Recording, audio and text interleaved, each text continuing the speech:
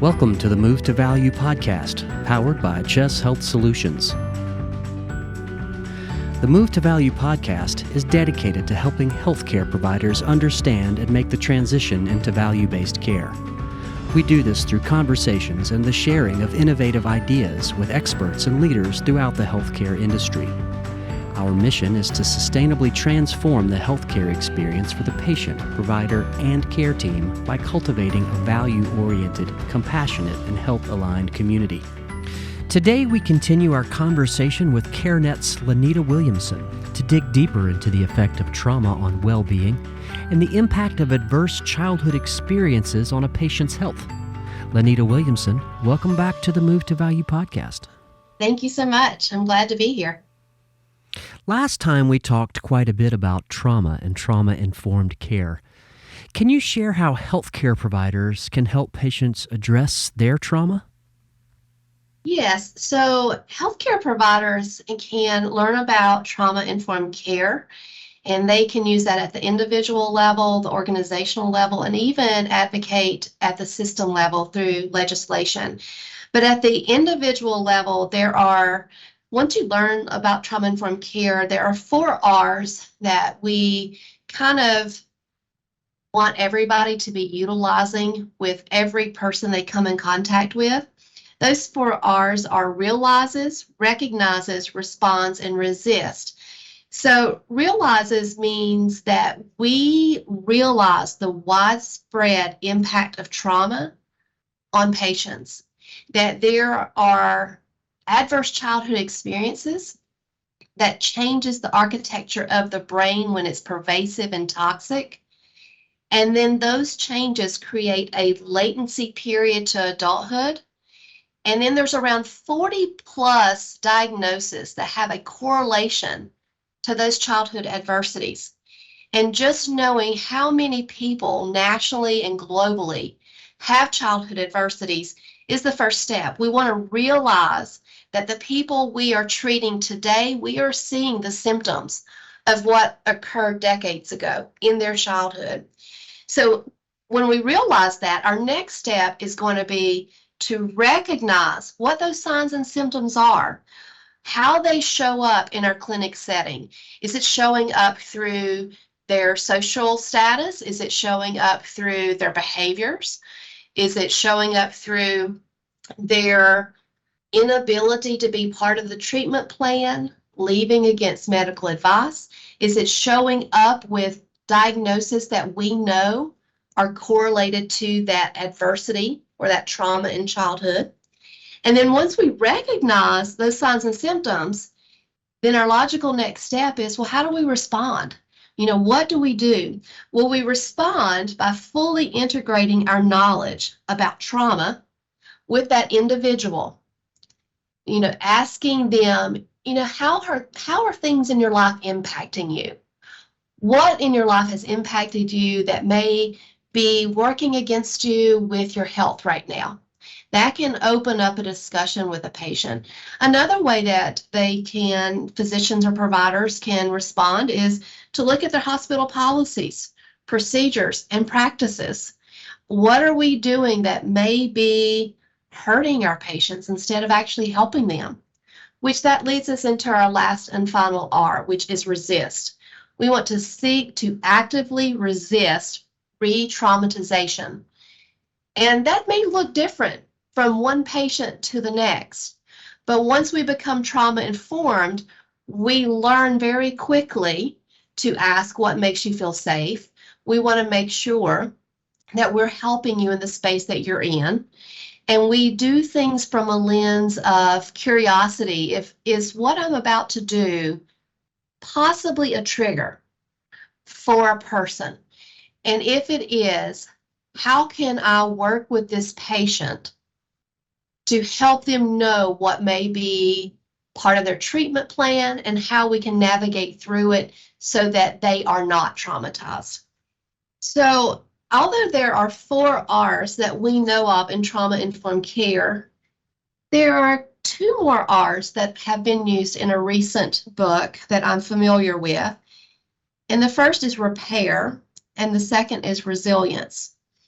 Repair means it's important for us to acknowledge the ways in which our systems and our communities have been harmed through judgment, rejection of abuse, and how we have impacted those trauma survivors. And then resilience, it's important that we recognize individuals may not have resilience. Resilience comes from having tools provided to an individual, family, or community that allows them to build resilience. So as we're working with our patients, what can we offer them to help any repair that may need to happen and to build their resilience to help take care of their health? Our next Move to Value Summit is about community health workers and community resources, and we talked a little bit about this leading up to our nursing event that we held in December of 2022. I'm curious as to what community resources might be available to support trauma outside of the practice that a provider might be able to say, hey, between our visits, here is somewhere you can go and talk to someone. Or if that resource isn't there, do you see a need for one? So community resources is a challenge. And the reason it's a challenge is because nationally and globally, we have not recognized the impact of trauma until we're already behind the curve. So we don't have enough centers or organizations to handle the influx of the trauma outcomes that we are seeing. But what I want to, encourage is that communities can help heal from within. So part of trauma-informed care and being a provider is giving education. Just like we give education to new parents about covering up their outlets or using a car seat, how to feed their baby sitting up and ways to sleep, or if you're an adult, your risk factors for smoking and what that does to you. As clinicians, we provide ongoing education every single day. So one of the things that's so good about trauma-informed care is that we can provide education to our patients to take back into their communities. And communities can utilize this information to heal in the way that they need to heal, because every community has different historical trauma, different adversities. They know what they need. They also have the wisdom to heal from the inside out once they get the knowledge, once they understand how they've been impacted and have been validated. Now, that's not to say we don't need to continue to advocate for our nation to help our healthcare systems have more resources in the community, such as CareNet or Parenting Path, which is here in Winston-Salem, or Forsyth Family Services. There's so many good organizations going on, Smart Start, but we need more of those. So our social workers do have relationships with the agencies within our area that we can send people to, but we also want to encourage community self-healing and give that education to them. Very well said. So what are adverse childhood experiences, also called ACEs, and how do they impact adult health? Adverse childhood experiences, or ACEs, are potentially traumatic events that occur in childhood before the age of 18, so from that 0 to 17 years. They include some main categories like abuse, neglect, and pervasive household dysfunction. Now, underneath those categories, you're going to have subcategories, such as in abuse, you may have sexual abuse or physical abuse. In neglect, it may be physical neglect or emotional neglect. Then in household dysfunction, it can be examples such as a parent who has an unmanaged mental illness, substance misuse, interpersonal violence within the home, incarceration. All of these things can be impacting that child's brain development. So that's why we're calling them adverse childhood experiences. These traumatic events, again, create this latency period to the onset of poor health outcomes later in life.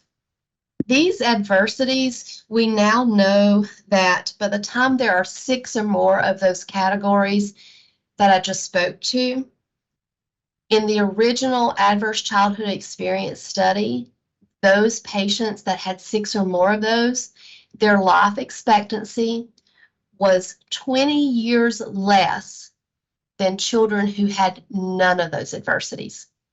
So we really want to understand that these patients had this 20-year reduction in life expectancy, but even before that, they were already having chronic illnesses, health issues, behavioral challenges, substance misuse, social issues. And these are things that, again, we want to be able to repair and help each patient build their own resilience. And as we've learned about adversities, there were those 10 original adversities from the Adverse Childhood Experience study. But we know those are not the only things that impact children or their developing brain. So, for example, North Carolina has developed, the North Carolina Resilience Community has developed a tree that has 4 dimensions of adversities. The first one is going to be your adverse childhood experiences that I just discussed. The second will be the adverse community experiences. This is what's impacting our population: poverty, structural racism, community disinvestment, police violence, lack of affordable housing, lack of opportunity and economic mobility, discrimination, disconnected relationships, unemployment, and deteriorating built environments. The third area of the tree is adverse climate experiences. These include examples such as climate change, wildfires, droughts, hurricanes, earthquakes, environmental injustice, pollution, floods, and COVID-19, which is very critical for our healthcare system. We were addressing the pandemic as it was occurring, but while it was occurring, all of these adversities were impacting these children, which means there's a latency period that we're going to see in our future, whether it's 10, 20 years, of an influx of these children who were experiencing these traumas in their homes when they were not at school, and when no one was watching, or when their parent had to go to work and leave them there, maybe without food. So there's all of these challenges that's coming from the pandemic, which is under the adverse climate experiences. Then there's also atrocious cultural experiences. There's impact with macro and socio-historical conditions like slavery, genocide, colonization, segregation, forced family separation, removal of property, and then just a political and social mistrust. So our children who have gone through atrocious cultural experiences, they are impacted through their environment and their community. And then that carries over into the next generation. For the provider, how can adverse trauma experiences be identified in their patients? And how should this information impact a treatment plan? As clinicians or providers, we don't necessarily aim to identify specific adversities, but we do walk into every situation, again, utilizing that universal precaution. The vast majority of people have experienced adversities, and this is a very different understanding than what we once believed. We historically believed that adversities were rare or children were resilient with no lasting impacts. But now, since we know differently, we just walk into every situation wondering what's happened to them instead of what's wrong with them. So a provider should always have trauma at the forefront of how they engage. They should consider how trauma has impacted this patient neurologically, psychologically, socially, and biologically. And again, going back to looking at what's happened to them instead of what's wrong with them. Having this knowledge and this approach alters every action in our treatment.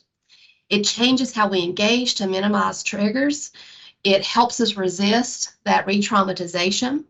It changes the questions we create in order to obtain our differential diagnosis. It changes what labs or treatments are to be considered, how we respond to a patient's beliefs, fears, and behaviors.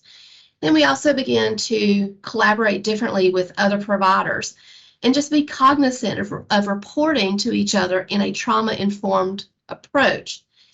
Helping a patient, again, can be very simple. It's walking in with this lens of what trauma has done to us, and then just making sure that we are not re-traumatizing them, that we're working with that patient. And then that approach and that lens impacts every step of the journey through a patient's health process, whether it is maintaining, improving, or in some cases, even in hospice care, we want to make sure that we're giving them a trauma-informed care approach at every point in time. Laneita, how can health systems prepare to care for the next generation of patients with adverse childhood experiences? Make sure that you have a roadmap or a toolkit in place and different milestones. So you may, for example, have 5 milestones. The first would be conduct a readiness assessment. Is your organization ready to shift to that trauma-informed care lens? Do you have the leadership buy-in, or are the leaders actually helping you move trauma-informed care through the organization? You want to define your clinical roles and tasks. Who's responsible for what? You want to gather your resources, get to know your network of care. Who around you is also working on the same types of approaches, but may not be falling completely under trauma-informed care. But once they learn about it, it brings everybody together to have a better framework. Consider that financing and technology needs. What is needed? Is it that you have financing for trainers in every division or every department, or that you have enough technology to have an intranet build in your system where your employees and staff can go and look for resources and know who to contact to schedule trainings? And again, you want to monitor, evaluate, and continue to improve, your processes as you move forward. Healthcare systems absolutely do need to listen and learn from their communities, though. That is first and foremost. We need to discover our community's specific history, take those steps to repair any historical trauma through a trauma-informed care lens, so that our healthcare systems will be utilized by those patients who have had mistrust for very valid reasons. That will help break the cycle of that intergenerational transmission of ACEs into the next generation. Well, what can a provider do starting today to begin to address these behavioral health needs for their patients? So oftentimes, one of the questions that I get from providers is that I love this information, it makes sense, but what do I do with it? And what I tell the providers is that it's important to learn how to respond to someone that either shares that they have a history of trauma or that has been triggered. So the first thing that you can do is say, we now know adversities in childhood can impact our adult health, how our body works, and how we cope.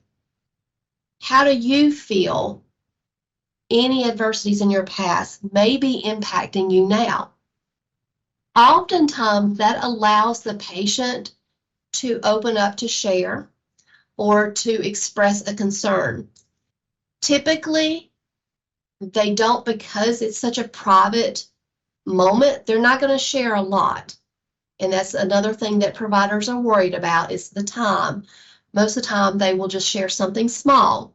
But when they do, you thank the patient for sharing, validate their strength by just stating, I'm amazed at how you came through your trauma and are trying to take care of yourself. And then, once you've asked how they're impacted and you've validated them by sharing that you're amazed how they came through it, you can usually move forth in your treatment plan. They've shared something, you've validated it, and it gives you the knowledge that you need for that next step of where to go in your treatment plan. Outstanding. Laneita Williamson, thank you for joining us today on the Move to Value podcast. Thank you so much. It was truly a delight to be here. Thanks for listening to the Move to Value podcast, powered by Chess Health Solutions, where our mission is to sustainably transform the healthcare experience for the patient, provider, and care team. We hope you have enjoyed this episode. As always, you can head over to movetovaluepodcast.com to sign up for the email list, as well as check out all the resources in the show notes. If you are interested in continuing to hear about value-based care and how it impacts you, you can subscribe to this podcast on your favorite podcasting platform. Also, we would love it if you would share the Move to Value podcast across social media and leave a rating and review. See you next time.